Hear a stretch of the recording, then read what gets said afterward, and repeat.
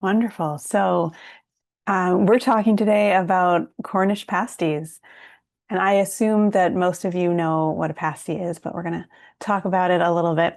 And I do apologize because I know at some point I'm going to read the word on the screen and say pasty. And it's not a pasty, it's a pasty, but forgive me, it's also spelled the same way. So, what is one? What is a pasty?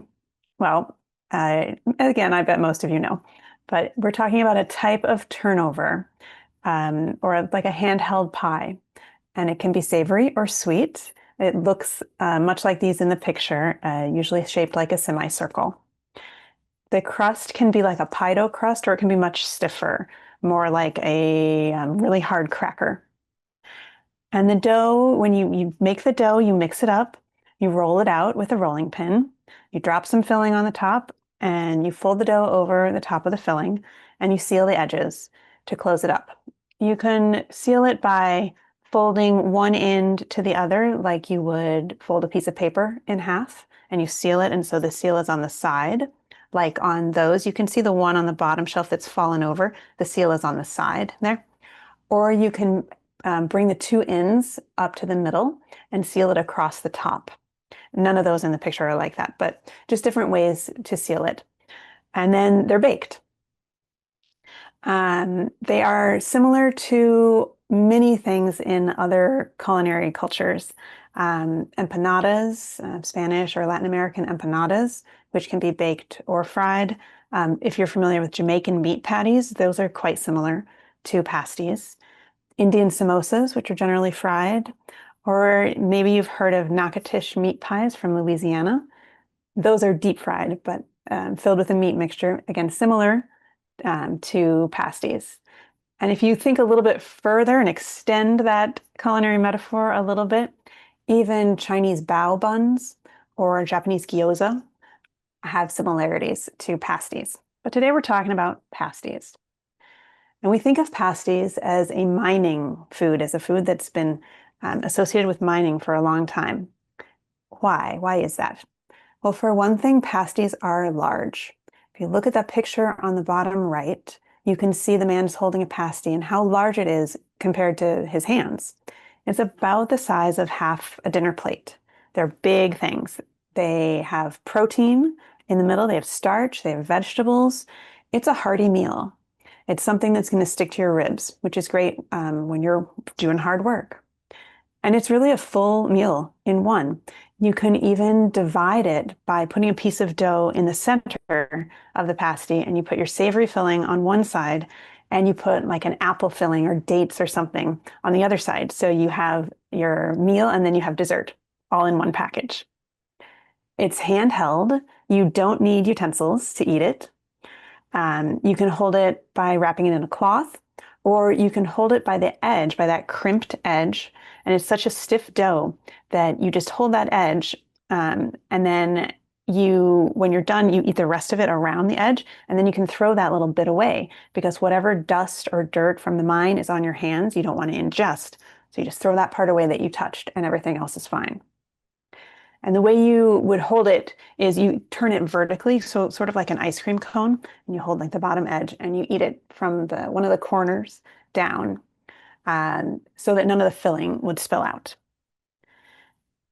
It's got a very sturdy crust, which is great. So it will survive the commute to whatever the workplace is. You could stick it in a pocket, you could put it in a pail, take it to the mine, take it on a boat if you're fishing. It's going to hold up. It's kind of like its own little lunchbox that you can then eat. And you can also carve initials or a symbol or something into the crust. Or you can use another little piece of dough, roll it out and make it into a shape and bake that on top of the crust to identify it. So you could put your initials on it or the miner's initials so that at the work site, you know whose is whose. And it's also useful at home. You could put some kind of distinguishing mark on it so that you know what's in each filling. And if they have different fillings, you know which is in each pasty. It would usually be baked before the shift and then sent with the miner warm. So it's good at the beginning, you can hold on it and it would warm up your hands, so that's nice. And then once it's time for your lunch break, you can hold it over a lantern, warm it up that way. Or if you see in that left picture, they have these pails. So the bottom part's a divided pail. The bottom part of the pail would be filled with warm water. And then there's an insert, and you put the pasty in the insert and you put the lid on the top. And so the warm water keeps the pasty warm until it's time to eat it. And then you can drink the water, then you have fresh water. So what about pasties in Cornwall itself? This is a picture from the late 19th century of a mine in Cornwall, and you can see some of the men have what looks like pasties wrapped in cloths there. At the bottom it says croust time. Croust is a snack break or a lunch break. So pasties and pies and savory pies are common throughout England. Going back quite a long way, they are mentioned in Shakespeare. In The Merry Wives of Windsor, they talk about having a pasty for dinner. And in All's Well That Ends Well, a character says, and I'll paraphrase, something like, "You don't have to torture me. Even if you pinched me like a pasty, I don't have anything else more I can tell you." So the form of a pasty with that pinched, sealed edge was known even in Shakespeare's time.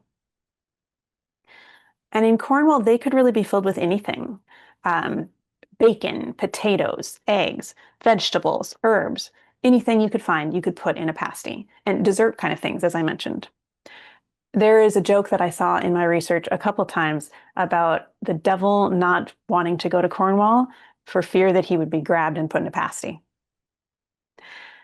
But meat would have been pretty rare in a pasty in a poor mining family. They just really didn't have the means to afford much meat.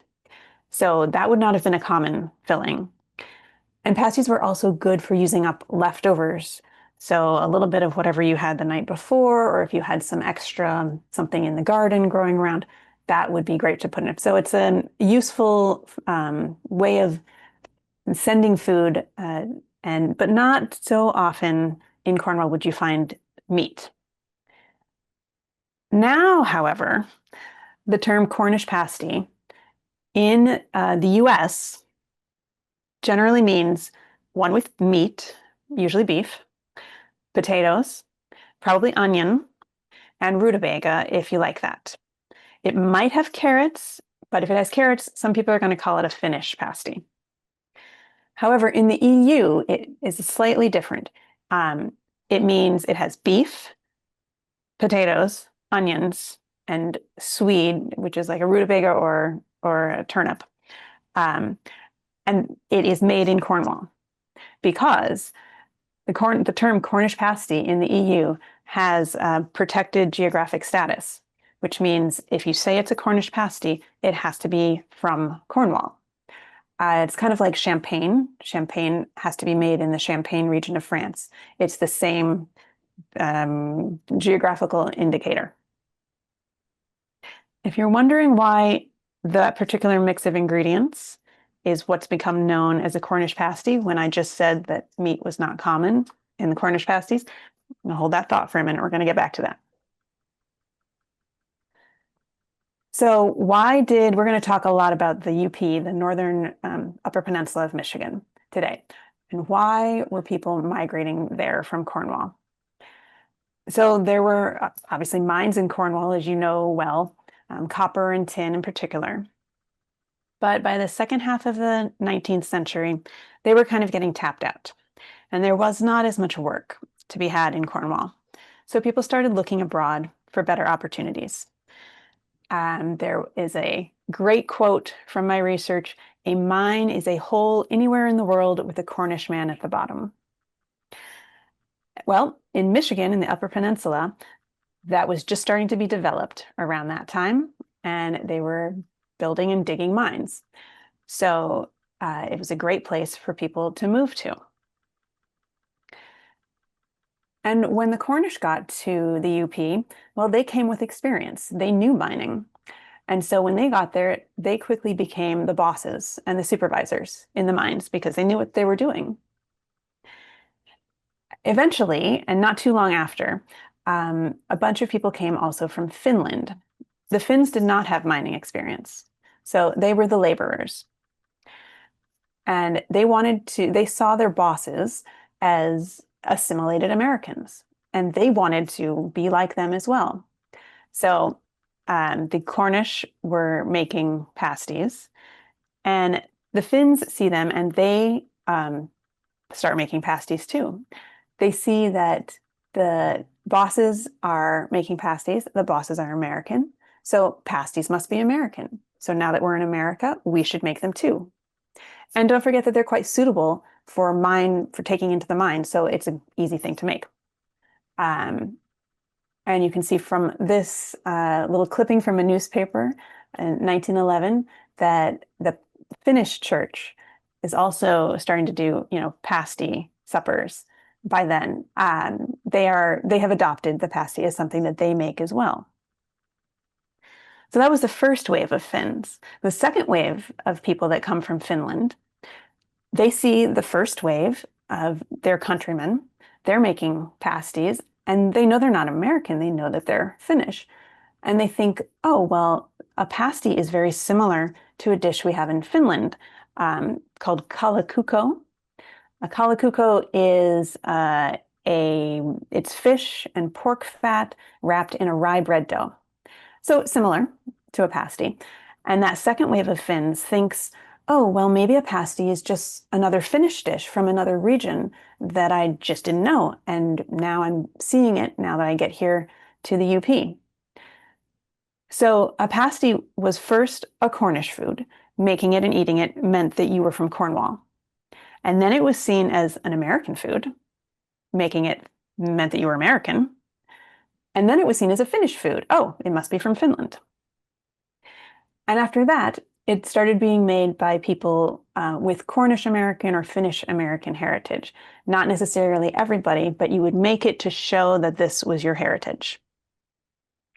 So how did the ingredients in there become standardized into the Cornish pasty of the beef and the root vegetables? There's a few theories. In Cornwall itself, remember that there's a lot of immigrants leaving Cornwall and going all over the world. They're going to the UP, they're going to other places in America, they're going to South America, South Africa, all over. And generally, as they move somewhere else, they improve their economic condition, they get more money, and therefore they have more ability to afford meat. So they start putting beef in their pasties. This is true. There's a general pattern of this. When immigrants bring their foods to the United States, those foods generally change to get more meat added to them. We see this with Italian food as well, for example. There's also at this time in the late 19th to early 20th century, there's better communication going between Cornwall and everywhere else in the world. There's telegraphs, there's faster mail service, there's newspapers. So ideas are going back and forth more easily than they had been before. And the idea of meat being an important part of a pasty kind of goes from the diaspora back to Cornwall itself, as does money. People are sending money back and remitting money back to Cornwall, which is improving the standard of living for people there. So now they can afford a little bit more meat as well. There's also a theory that in the late 19th century, there were cooking schools around London that started publishing cookbooks featuring recipes for Cornish pasties. These recipes, though, were not all the same. Some of the earlier ones were more like what we saw in Cornwall. You can put anything in a pasty. And some of them are not making them as large. They're making real small, like cocktail size, appetizer size pasties.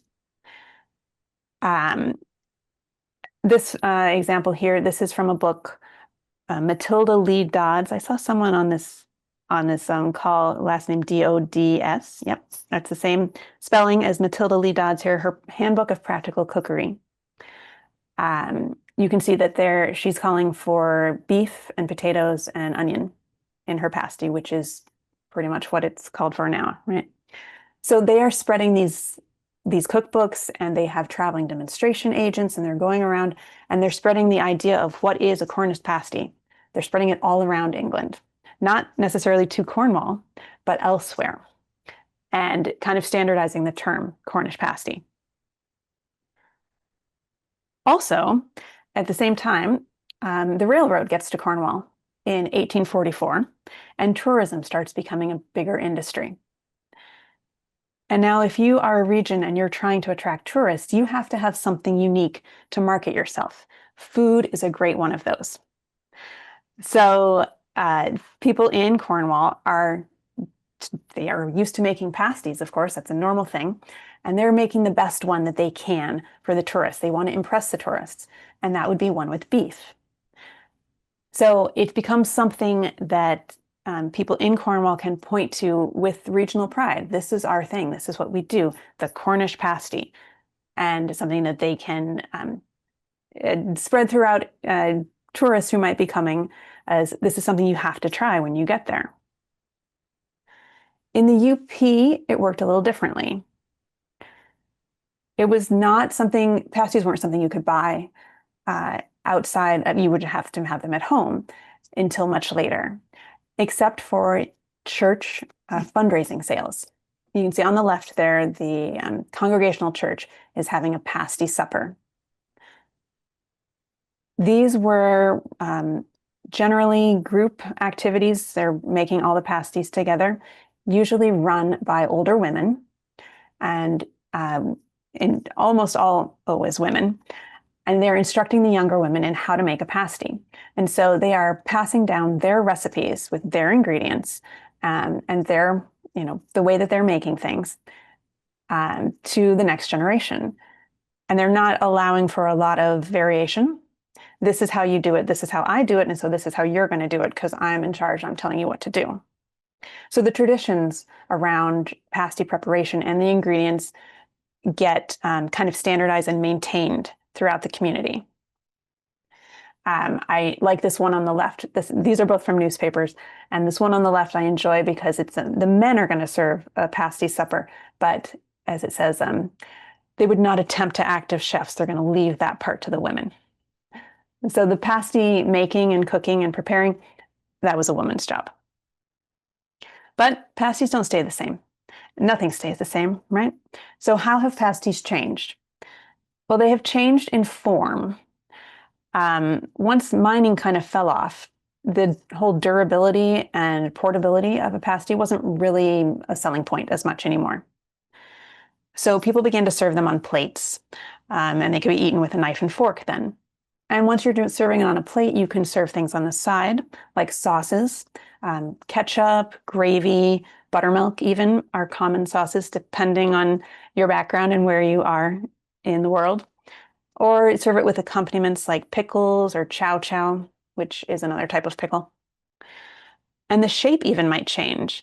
It might not be a handheld thing anymore, but a larger pie, and you would serve it in wedges, which of course is a lot less work than making individual pasties.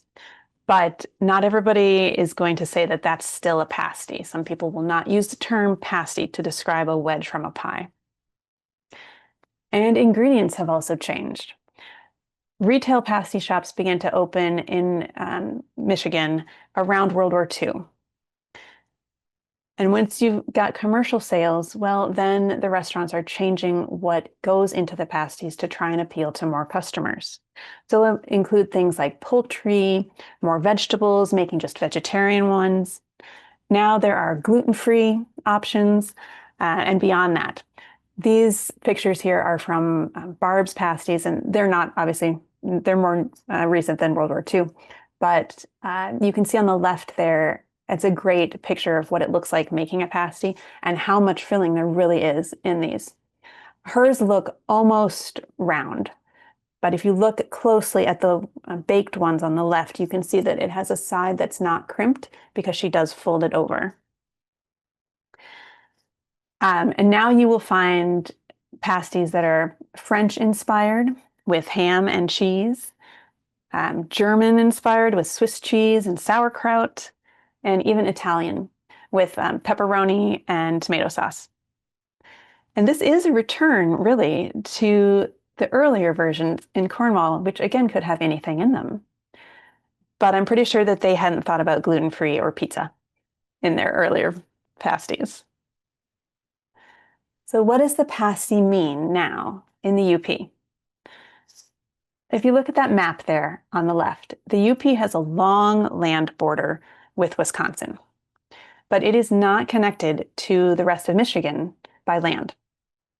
It actually looks like it should be part of Wisconsin. The UP was basically given to Michigan as kind of a consolation prize upon statehood if they would agree to give up their claim to Toledo and let that go to Ohio. There's a whole story there that's kind of interesting if you want to look that one up. But Michigan's two peninsulas weren't connected until a bridge was built in 1957. UP residents are called Yoopers. They call themselves Yoopers. That's what they're known as.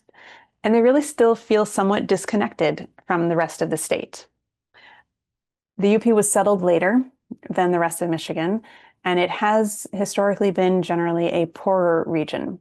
Most of the cultural institutions for a long time were in the lower part of the state as well. And it's more rural in the UP. So there's a sense of regional pride, but also a sense of insularity and a feeling that the rest of Michigan maybe looks down upon them in some ways. However, tourism is a major industry in the UP now. And pasties are a good way to be unique as a destination. And it's something that Yoopers can point to with pride, especially in front of visitors from the rest of the state. Very similar to what we saw when we're talking about tourism in Cornwall, right? You need to have something that makes you different, that people want to try when they get there. The fact that tourists often mispronounce the word as pasty instead of pasty is something that Yoopers like to joke about with each other. It kind of proves that you're part of the group, right? You know what's up. You're in the in group. And it's a little bit of a way to gain an edge over the rest of the Michiganders for a change. So now the pasty has become a regional food representing the UP. It's similar like like it is in Cornwall, right? It's a regional food in Cornwall as well, but it took a different path to get to that status. So pasty, what does a pasty mean? Let's think about the evolution of it. If you are making and eating pasties, well, first it meant that you were Cornish. And then it meant to some people that you were American.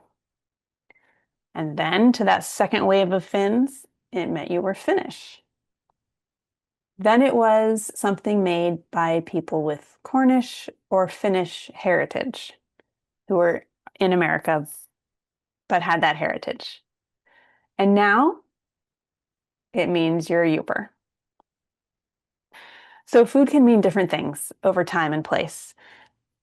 Pasties were Cornish, then they were an immigrant food, then they were an American food, then they were multi-ethnic food, and now they're a regional food.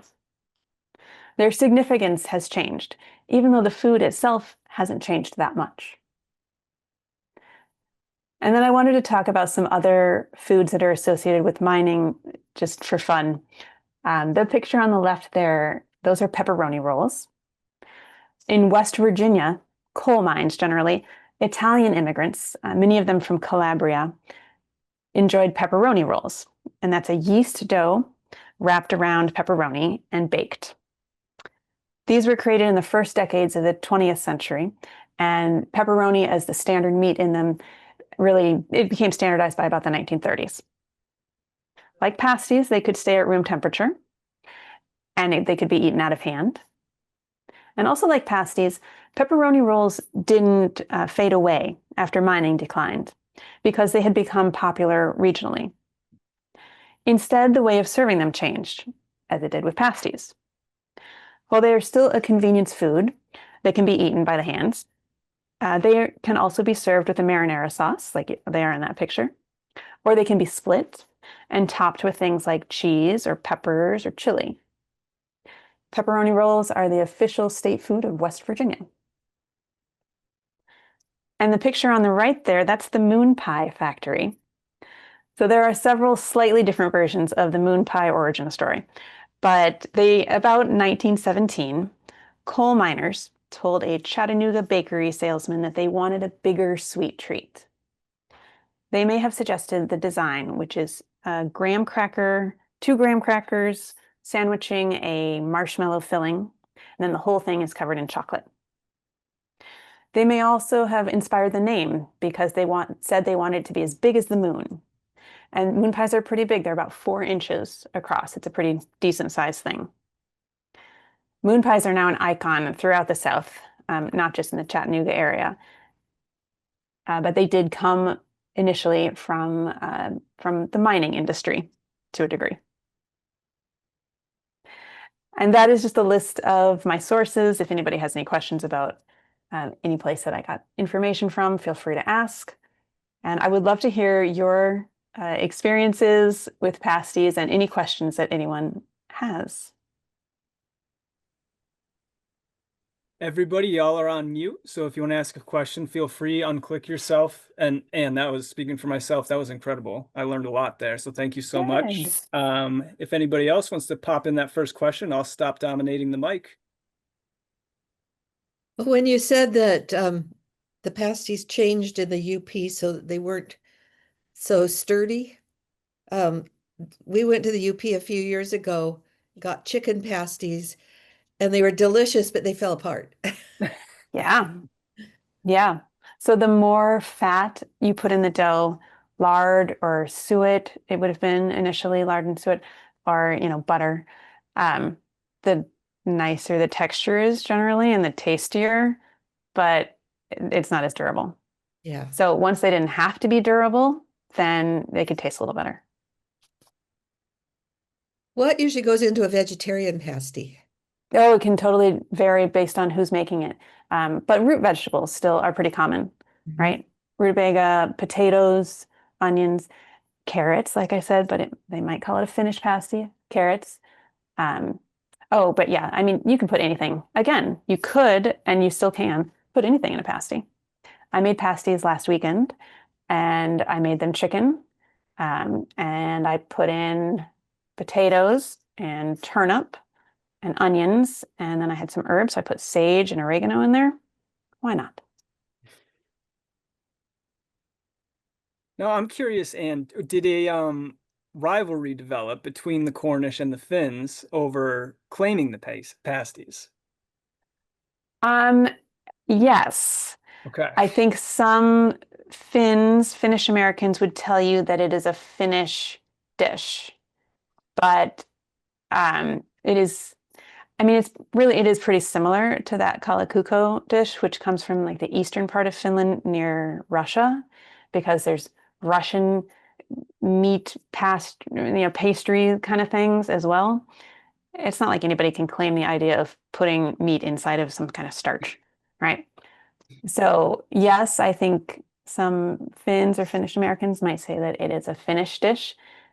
And if it was made by Finnish Americans, then maybe it is a Finnish American dish. Why not? Harry, let me add to that our gathering last year was in Calumet, Michigan, in conjunction with their Pasty Festival. And the story that we learned from our local Cornish cousins there was that the mascot for the Calumet Cornish Festival was Toivo, the pasty, for a period of time, which is a Finnish name.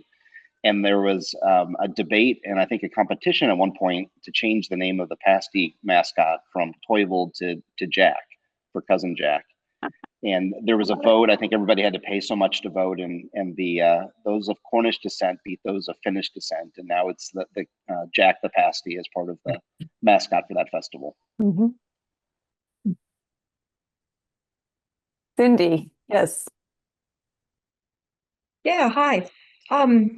My Cornish ancestry comes via Wisconsin, or yeah, probably to California, to Grass Valley, Nevada City. And our recipe included a sauce which we call chili sauce. And that recipe is fairly old. I mean, it goes back to the 1800s. But we can't find anybody else who uses this. Do any of you use something that would be similar to a chili sauce on your pasties? What's in your chili sauce? Are there chilies? No. Okay. It's not hot at all. It's 10 pounds of potatoes and 3 onions and a couple of green peppers and a lot of salt and vinegar. and you boil it down, and then you can it. And that is an old recipe in just in our family. So we have to make our own. And when we go to England, you can't find anything like it. And I wondered, well, did it come from India? But I can't figure that out either. I would think maybe Okay. just because it has chilies, called a chili sauce, but it has green peppers in it. Mhm. That might be why it's called a chili sauce. That's fascinating. Yeah, it's really good. So obviously pasties went everywhere in the world that the Cornish did, but they were not as standardized in terms of ingredients in other places as they were in the UP. So in California, in Nevada, in Arizona, they treated pasties a little bit more freely. So it's not surprising to me that in California they might have had a sauce that they made with it because with some peppers they could grow there. Fascinating. Yeah, the ingredients are the same. It's a turnip and or the round steak or whatever, and the suet in the old days, and potatoes and onions, and we just take the meat out now, or some of us do. Works quite fine. When I was growing up in Southwest Wisconsin, chili sauce was what you had on your pasty, and it's not ketchup. It's a recipe similar to what was described, and it was. Oh, thank you very much. In fact, I made a batch last year myself. So. And did you start with 10 pounds of tomatoes? Yeah, tomatoes and vinegar, and as you described it. Yeah. And That's fabulous. Not hot at all. No. It's a sweet sauce, sweet-ish. I guess there is sugar in it. Yeah, needs a great big pot. Thank you, Marion. Oh, you're welcome. That sounds similar to a chow chow, which you might find in the UP. A tomato-based sauce, not hot. A pickled, right? Canned and with a little bit of it's vinegar in there, right? So a little pickle, yeah. Right. Well, That's great. Thank you for sharing. And with your research, did you find historically that the Cornish pasty was a class distinction in terms of who would use it? Was it only the miners and kind of lower class that would eat the pasty, or would the noblemen of Cornwall also enjoy that from time to time? Any evidence of that? No, not no class distinction that I saw, at least not in Cornwall. Everybody's eaten pasties. Those cookbooks that I mentioned, those are generally targeted at upper middle class. So those are not targeted at the Cornish themselves. Those, as I said, came from London and they were going all throughout England, but pies and pasties were common for everyone throughout. In the UP, maybe more that it would have been mining families, but it did spread throughout the community. So I don't think you could make that distinction. I wouldn't say you could make that distinction. Thanks. I've always been surprised. We run a Cornish book club through our association also. And the number of books that we've read that have mentioned, fictional books that have mentioned pasties is almost none. And so you'd think like the Poldarks and the de Morniers and other would insert that in some point in the books, but they just don't seem to come up in the literature, which is interesting. And what are the, like, how old are the books that you're reading? They're generally from the 20th century. Okay. We've been Interesting. watching Poldark all week, and I haven't seen a pasty yet. This is a problem that we have in my field, that you go back, well, you don't have to go back too far at all, actually. And people just didn't really think that talking about food was something that you needed to do. It was just part of your everyday life. And so you didn't need to mention things like that. In terms of like history or what you're keeping track of, important things, people don't tend to keep track of food. So a pasty was so ordinary, maybe, that it just kind of wasn't worth mentioning. Well, my grandmother, she was born in the UP, but her parents were born in Cornwall, and my grandfather was born in Cornwall. And it was funny because in our family, the people that were born in Cornwall absolutely refused to put ketchup on the pasty. And the people born in the US, we all did. So it was kind of funny because my grandma, who was born in Michigan, would use ketchup, and my grandfather wouldn't. And he was always pretty vocal about this. Yes. What you have on the side or the sauces that you have with it, that varies a lot. The gravy maybe comes from Mennonites. The buttermilk maybe comes from Finns.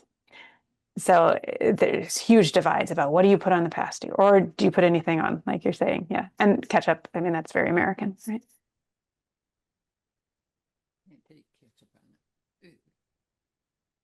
And I was curious, I found it very interesting that you mentioned that pasties are showing up in Shakespeare, which I did not know that.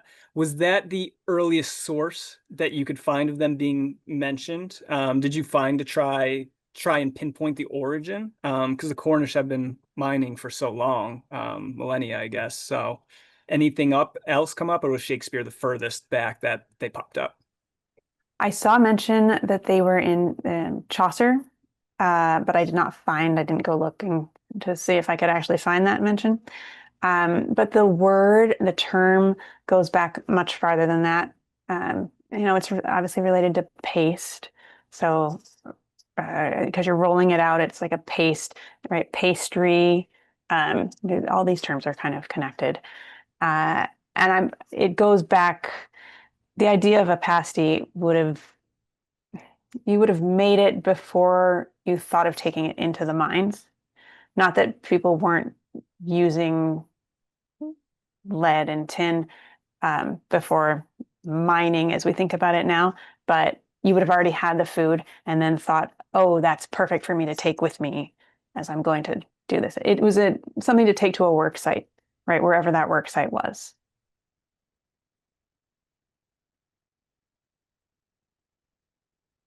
Did that answer your question?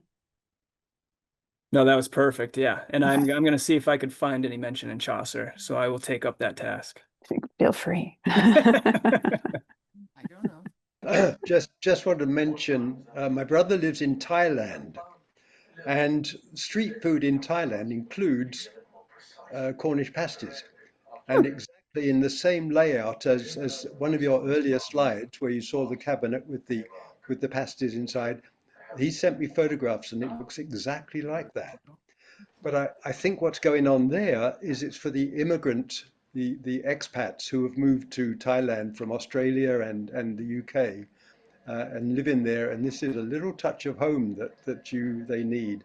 And they've chosen to use the Cornish pasty, which is That's great. I would be fascinated to see what other kinds of fillings a retail pasty shop in Thailand would put in there. I mean, they'll have the beef and potatoes, but Yeah. I expect that they would have some other, very interesting fillings, because why not? Yes. You can.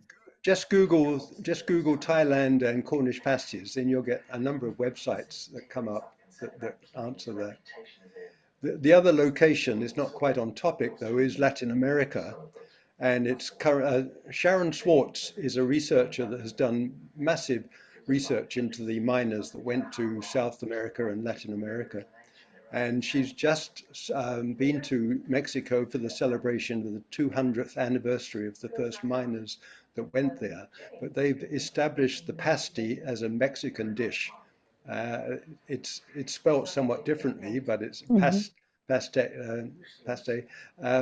it's solidly listed there as a dish to be found all over Mexico because of the miners. There is a pasty museum in Mexico, and spelled Paste, Paste,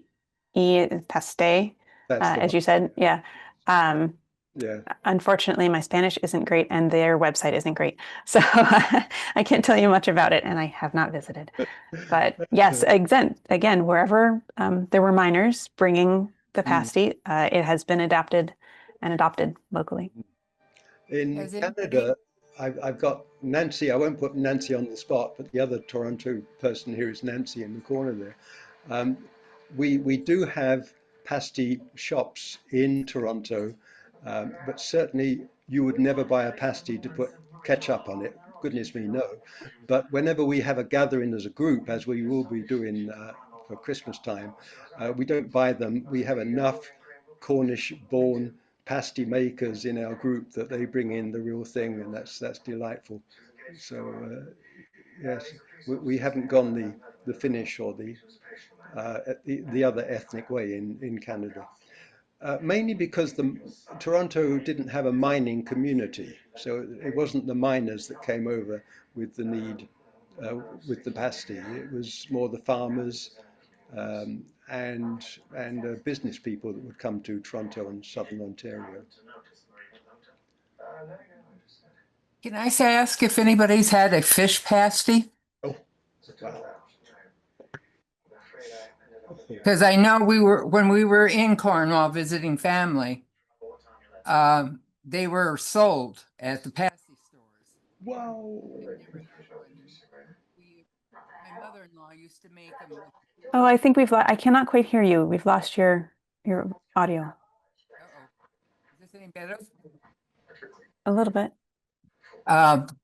If anybody has had a fish pasty, because when we were in Cornwall, that was the one thing I noticed at the pasty stores was there was always a supply of fish pasties along with the beef, some chicken, but it was mostly beef and fish. And I had never had fish pasty. And being from Michigan and going part ketchup never was served by my mother-in-law, her husband was Cornish, my son's grandfather. And so it really surprised me when I went to the UP one time with a girlfriend and they said, would you like ketchup with your pasty? And I'm going, oh, no. So has anybody tried the fish pasty? I'm just wondering. No. So you can imagine why there would be fish pasty in Cornwall, right? You can put anything in it, and it's a lot of coastline, so why not? I don't see this on the pasty retail shops now, maybe in the UP. There may be some, but there's one, they call it a stargazing or stargazy. Fish thing. Yeah, and that's the fish one. Stargazy pie. Yeah.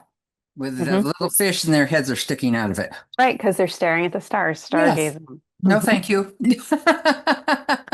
No, thank you. We saw a lot of those too down by St. Ives in that area. So yeah, it's quite common. It wouldn't be too surprising to find that in the UP. There's, big lake right there. You can. Yeah, big fishing area. Right. So you would think so, but like I said, I've never had one, and I'm not a very lover of fish, panfish, if you get me. I like seafood, but I'm not a big panfish person. So it just, and putting ketchup on a pasty is like never done in my family.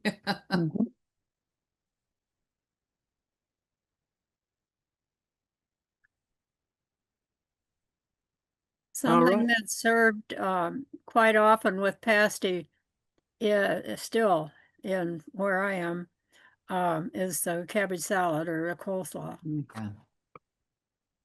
I don't know how far afield that gets, but it's quite common around here.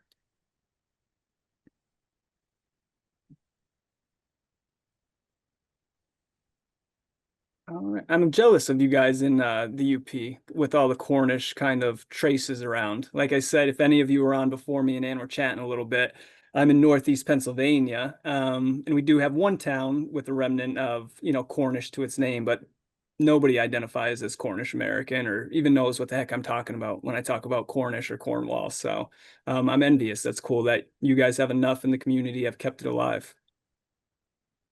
There are places in the UP that will ship you pasties for I'm gonna have to Christmas. take that up. There you go. And one story I wanted to share, and I thought my Please. father might bring it up, but he didn't, which is there's a custom, I believe, that the miners would leave a piece of their pasty behind in the mines for the spirits of the mine. And there's a practical reason for that, in that their fingers were dirty with arsenic and lead, and if they were to eat that last piece, they might poison themselves. So I think that's kind of an interesting dynamic. I don't maintain that tradition now that I'm not a miner myself, but there's stories of leaving a piece behind for the Tommyknockers or Pixies or whatever they were called to enjoy. But I think it probably saved a few lives. That's great. I had certainly heard that you could, hold it by the crust and then throw away that last little bit of the crust, but I hadn't heard the mythology with it. But that makes a great deal of sense. I like that. I would think there would maybe be a few superstitions in mining. It's dangerous work. Does anybody else have any other stories or questions for Anne?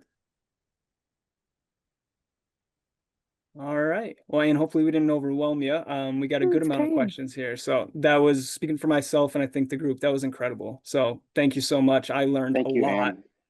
Yep, you got some claps going out there. I see in the background. So very much appreciate it. And I know this was kind of a one-off that you were working off with PBS, but Johnny's our president. Feel free to maintain connections. And if you ever have anything else to that you think would be worthy to present, please let us know, because this was wonderful. Thank you so much. Well, thank you all so much. This is, it's a great story. There's more to the Cornish pasty than I think you would think, just looking at it. So it's fun to learn some of this research and know what a food has meant to people over time. Certainly. No, thank you so much again, Anne. For everybody else in the group, this was recorded. Thankfully, Johnny double-checked me on that, so we will have that to be able to send out to the group. So for anybody who missed it, if you speak to anybody, we will have that on recording for y'all. And then Anne, of course, if you ever wanted to watch it back, we'll have that on recording for you. All right. Well, yeah, I just guess, a couple of quick announcements yeah. before we wrap up. So we've got the Cornish Language Club happening every month that Harry's leading. So if you want more information, reach out to Harry. Harry, do you know when the next one is? Third Sunday of every month. I want to say is 17th. Let me check myself real quick. 16th. So the 16th will be our next one. Okay. Our book club will be, I think it's December 7th. We're reading Jamaica Inn. So please pick up a copy, read it, and join us. And then I think our next Zoom presentation will probably be in January. It will be a report out from one of our travel grant awardees who took a trip to Cornwall, I think in September, and she'll tell us about her experience. Another thing I want to promote is we're doing our CHS member census survey right now. So we're trying to get everybody to participate, fill out the survey. The link is in the newsletter that we sent out, and we'll send it out again in December. So far, we've had about 40 responses, so it's about 15%, but it takes about 10 minutes to work through the survey. Mm-hmm. Please, please, please take that 10 minutes and give us your feedback and input about yourself to help us understand our membership better and make sure that we're delivering the right programs for you. So thanks again. Thank you, Harry, for organizing the call today. I'm glad I was able to participate. Yeah, no, thank you, Johnny. And you did have the date right. That book club is December 7th for anybody who wants to join. So nobody else has anything to share. I'm going to wrap this up. And Anne, again, thank you so much. Very much appreciated. I'll always remember this talk and learned a lot. So thank you all. Thanks, Harry. Yeah, everybody enjoy your weekend. Take care, y'all. Bye.